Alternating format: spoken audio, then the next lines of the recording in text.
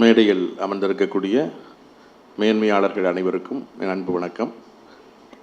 குறிப்பாக எனது அன்பு நண்பர் ஜாகிர் ஹுசைன் அவர்களுக்கும், இங்கே முன்வரிசையில் அமர்ந்திருக்கக்கூடிய சாகித்ய அகாடமி விருது பெற்ற விருதாளர்களுக்கும், எங்கள் அன்பு அழைப்பை ஏற்று இந்த விழாவிற்கு வந்திருக்கக்கூடிய கவி பேரரசு வைரமுத்து அவர்களுக்கும், மற்றும் இந்த பல்கலைக்கழகத்தின் கவிஞர் சொன்னது போல துணிச்சலான பதிவாளராக இருக்கக்கூடிய பதிவாளர் அவர்களுக்கும், மற்றும் இங்கே திரளாக கலந்து கொண்டிருக்கக்கூடிய எதிர்காலத்தின் விடிவெள்ளிகளாக இருக்கக்கூடிய ஒளிபடைத்த கண்ணோடும் உறுதி கொண்ட நெஞ்சோடும் இருக்கக்கூடிய அன்புக்குரிய தமிழ்நாட்டு தம்பி தங்கைகள் அனைவருக்கும் எனது பணிவான வணக்கங்கள்.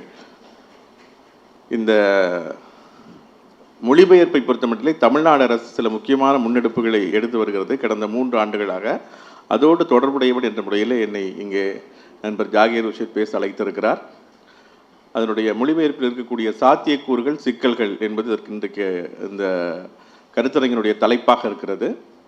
அதில் சாத்தியக்கூறுகள் என்பது கடந்த 3 ஆண்டுகளில் வெகுவாக தமிழ்நாடு அரசினுடைய முன்னெடுப்பால் உருவாக்கப்பட்டிருக்கிறது.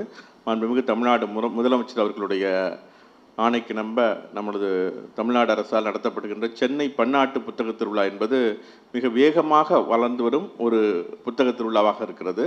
இந்த பன்னாட்டு புத்தக திருவிழாவில் உலகளவில் 4 புத்தக திருவிழாக்கள் புகழ்பெற்றவை. ஒன்று ஜெர்மனியில் நடைபெறக்கூடிய பிராங்க்ஃபர்ட் புத்தக திருவிழா, கிட்டத்தட்ட 400 ஆண்டு பாரம்பரியம் கொண்டது.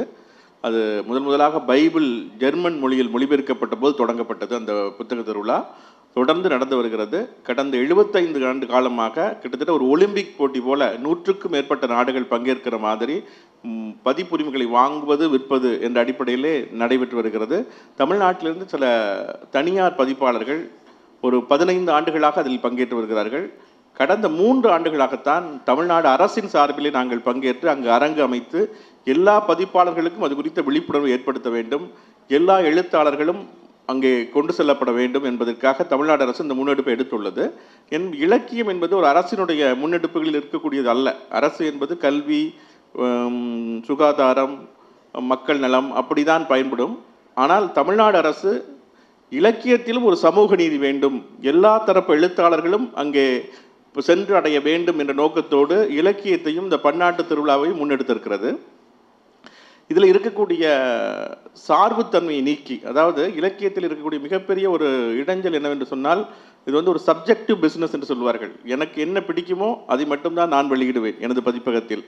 அதை மாற்றி இதை ஒரு எல்லா தரப்பும் அதனுடைய எண்ணங்களை இலக்கியமாக்கி இருக்கிறது. நாட்டுப்புற இலக்கியம் தொடங்கி ஒவ்வொரு சமூகத்தின் ஒவ்வொரு பிரிவும் அதற்கான அனுபவங்களை பதிவு செய்து கலைப்படைப்பாக்கி இருக்கிறது. அவை எல்லாமும் இலக்கியத்தில் சென்று சேர்க்கப்பட வேண்டும். ஆப்பிரிக்க இலக்கியம் எப்படி இருக்கிறதோ அதே போல தமிழ் இலக்கியத்திலே ஒவ்வொரு சாரம் சார்ந்து எழுதப்பட்ட இலக்கியங்கள் இருக்கின்றன. இவை எல்லாமும் சென்று சேர வேண்டும் என்று சொன்னால் அதற்கு அரசினுடைய தலையீடு அவசியம் என்பதை உணர்ந்து தமிழ்நாடு அரசு வேறு எந்த மாநில அரசும் செய்யாத ஒரு முன்னெடுப்பை இது எடுத்திருக்கிறது. ஏனென்றால் உலக புத்தக திருவிழாவுக்கு இணையாக பிராங்க்ஃபர்ட் புத்தக திருவிழா என்பது ஜெர்மனியில் நடப்பது, லண்டன் புத்தக திருவிழா, சீனாவில் நடக்கின்ற பெய்ஜிங் புத்தக திருவிழா, ஷார்ஜா புத்தக திருவிழா, இந்த 4 புத்தக திருவிழாவுக்கு இணையாக ஒரு மாநில அரசு எடுத்திருக்கக்கூடிய முன்னெடுப்பு நம்மளுடைய சென்னை பன்னாட்டு புத்தக திருவிழா.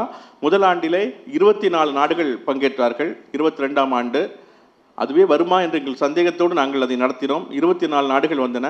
2ஆம் ஆண்டிலே 2024 40 நாடுகள் வந்தன.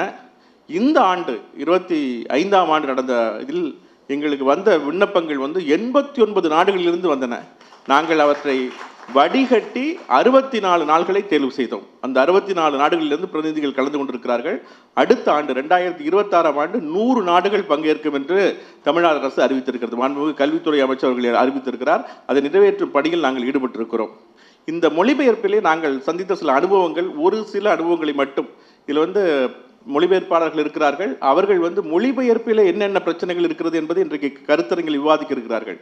நான் பேச இருப்பது ஒரு அதிகாரி என்ற முறையில், இதில் பங்கெடுக்கக்கூடிய ஒரு அலுவலர் என்ற முறையில் எனக்கு ஏற்பட்ட சிக்கல்கள் என்னவென்று சொன்னால், அதாவது சப்ஜெக்டிவ் பிஸ்னஸ் என்று சொன்னேன் அல்லவா. உதாரணத்துக்கு ஒரு ஜெர்மனிய மொழியில் சில சிறுகதைகளை மொழிபெயர்க்க முடிவு செய்தோம். தமிழிலிருந்து ஒரு ரெப்ரசன்டேட்டிவாக கடந்த 100 ஆண்டுகளில் வந்த சில சிறுகதைகளை மொழிபெயர்க்கலாம் என்று முடிவு செய்தோம். ஒரு மொழிபெயர்ப்பாளரோடு பேசினோம். அவர் ஜெர்மனி மொழி தெரிந்தவர். அவர் ஒரு 10 சிறுகதைகளை தேர்ந்தெடுத்திருந்தார். எல்லாமே நல்ல கதைகள் தான், 10 கதைகள். ஆனால் நாம் ஒரு தனியார் பதிப்பகம் என்று சொன்னால் அதை அப்படியே ஜெர்மனியில் மொழிபெயர்த்து வெளியிட்டு விடலாம். ஆனால் அரசிலிருந்து வெளியேறும்போது அது மிக கவனமாக கவனிக்கப்படும். அந்த மொழிபெயர்ப்பில் அந்த சிறுகதைகளை பார்த்தும் எல்லாமே சிறந்த சிறுகதைகள். ஆனால் அதில் நாங்கள் உள்ளே நுழைந்து பார்க்கின்ற பொழுது 8 சிறுகதைகள் ஒரு குறிப்பிட்ட சமூகத்தை சார்ந்தவர்கள் எழுதியதாக இருந்தன. 2 பேர் மட்டும் அந்த சமூகத்தை சாராதவர்கள். ராஜநாராயணனுடைய சிறுகதை ஒன்று, இன்னொரு சிறுகதை ஜெயகாந்தனுடைய சிறுகதை, புதுமைப்பித்தன் சிறுகதை, 3 மட்டும். மீதி 7 சிறுகதை ஒரே சமூகத்தை சேர்ந்தவர்களாக இருந்தது. பெண் எழுத்தாளர்கள் இருந்தார்கள். நாங்கள் பார்க்கின்ற பொழுது மைனாரிட்டிஸ்லேருந்து யாராவது இருக்காங்களான்னு பார்க்கணும், தலித் எழுத்தாளர்கள் யாராவது இருக்காங்கன்னு பார்க்கணும், வெவ்வேறு அரசியல் சித்தாந்தத்தின்படி எழுதிய எழுத்தாளர்கள் யாராவது இருக்கிறார்கள் என்று பார்க்கணும். எல்லா விதத்திலும் நாம் பார்த்தால்தான் அது வந்து ஒரு ரெப்ரசன்டேட்டிவாக இருக்கும். தமிழ்நாட்டிலேருந்து போகக்கூடிய ஒரு இலக்கியத்திற்கான ஒரு பிரதிநிதிப்படுத்தக்கூடிய ஒரு இலக்கியமாக இருக்கும். அப்புறம் நாங்கள் சில இதை தேர்வு பண்ணி அந்த புத்தகத்தை வெளியிடக்கூடிய அந்த ஜெர்மானிய மொழிபெயர்ப்பாளரிடம் நாங்கள் ஃப்ராங்க்ஃபர்ட்டில் உட்கார்ந்து பேசி நாங்கள் வந்து ஒரு 10-20 கதைகளை அவரிடம் சொல்கிறோம். இந்த மாதிரி கதைகள் இருக்கிறது. இந்த 10 கதைகளையும் அவரிடம் கொடுத்து அவர் ஒப்புதல் கொடுத்து விட்டார். ஆனால் அவர் சொன்னால் இது 10 கதைகள் சிறிதாக இருக்குன்னு, எனக்கு ஒரு 20 கதைகள் இருந்தால் போடுவதற்கு வசதியாக இருக்கும், அல்லது குறைந்தபட்சம் 15 கதைகளாவது வேண்டும் என்று சொன்னார். அப்பொழுது நாங்கள் சில கதைகளை அவரிடம் சொல்லி நாங்கள் அவரிடம் சொன்னோம். அவருக்கு சில கதைகள் பிடித்தன, சில கதைகள் பிடிக்கவில்லை. சொல்லிவிட்டு சில விதம் அவர் கடைசியாக ஒரு 7-8 கதைகளை, இந்த கதைகளை எல்லாம் சேர்ப்பதற்கு எனக்கு விருப்பம் என்று தெரிவித்தார்.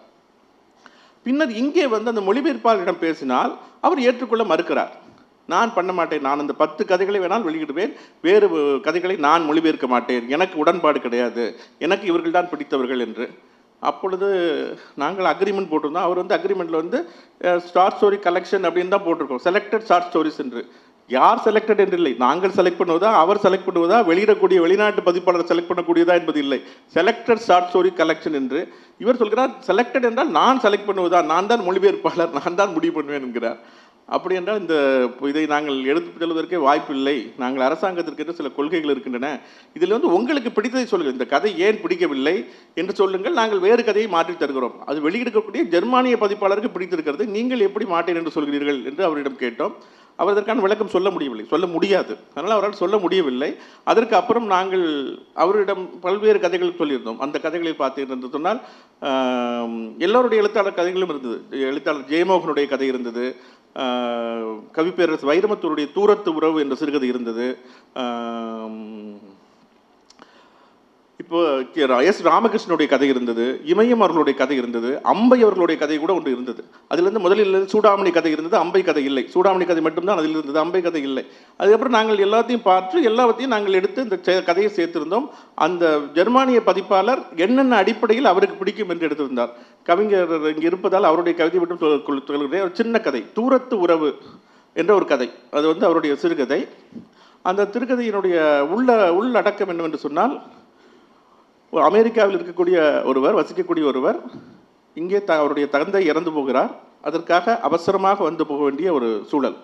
நீண்ட நாளும் அமெரிக்காவிலே பணியாற்றக்கூடியவர். அங்கே கிரீன் கார்டெலாம் வாங்கி இப்போ எல்லாத்தையும் அனுப்பிட்டு இருக்காங்க. ஆனால் அப்போ செட்டிலான சமயம், அப்போ இருந்த சமயம் அவர் வந்து இங்கே வராரு. விமானத்துக்கு டிக்கெட் கிடைக்கல, ரொம்ப கஷ்டப்பட்டு அப்பாவுடைய இறப்புக்காக வந்துவிட்டு அவருடைய மனைவி வர முடியவில்லை. ஒரு டிக்கெட் தான் கிடைக்கிறது, இவர் மட்டும் வருகிறார். வந்து அப்பாவுடைய இறுதிச்சடங்கிலே பங்கேற்கிறார். அவருடைய மனைவி இங்கே நடக்கக்கூடிய இறுதிச்சடங்குகளை ஸ்கைப்பில் பார்த்து கொண்டிருக்கிறார். எல்லாம் முடிந்துவிட்டு பெரிய வீட்டில் இருக்கிறார்கள். அவ்வளோ பெரிய வீடு தேவையில்லை என்று சொல்லிவிட்டு அம்மாவை மட்டும்தான் இருக்கிறார் என்று அவுட் ஹவுஸில் அம்மாவை குடிவித்து விட்டு அந்த வீடை விற்பனை செய்துவிட்டு மீண்டும் கிளம்புகிறார். அமெரிக்கா கிளம்பி போய் சேர்ந்தவுடன் அவருடைய மனைவி கேட்கிறார், வாருங்கள், இப்பொழுதுதான் நான் பார்த்தேன், நீங்கள் தான் பார்க்க முடியாமல் போய்விட்டது என்று சொன்னார். அவருக்கு நான் தான் நேரில் தான் போயிட்டு வந்தேன், நீ தான் பார்க்க முடியவில்லை, நீ தான் ஸ்கைப்பில் பார்த்தேங்கிறார். இல்லை நீங்கள் சொல்வது உங்கள் அப்பாவினுடைய இறுதிச்சடங்கை, நான் சொல்வது உங்கள் அம்மாவினுடைய இறுதிச்சடங்கை என்று சொல்கிறார். இவர் கிளம்புகிற அந்த சமயத்தில் அவங்க அம்மாவும் தவறி விடுகிறார்.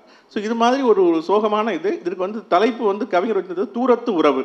நமக்கு தெரியும், க்ளோஸ் ரிலேட்டிவ், டிஸ்டன்ட் ரிலேட்டிவ் என்று சொல்லுவோம். மகன் என்பது கூட எப்படி வந்து ஒரு தூரத்து உறவாக ஆகிவிட்டது என்பதை இது எழுதியிருந்தார். அந்த பதிப்பாளருக்கு இந்த கருத்தை சொன்ன அந்த கதையினுடைய தலைப்பு ரொம்ப பிடித்து போய்விட்டது. இந்த குளோபலைசேஷன் என்று சொல்லக்கூடிய இன்றைய அதனால் இந்த கதை எனக்கு கண்டிப்பாக வேணும் என்று சொல்கிறார்.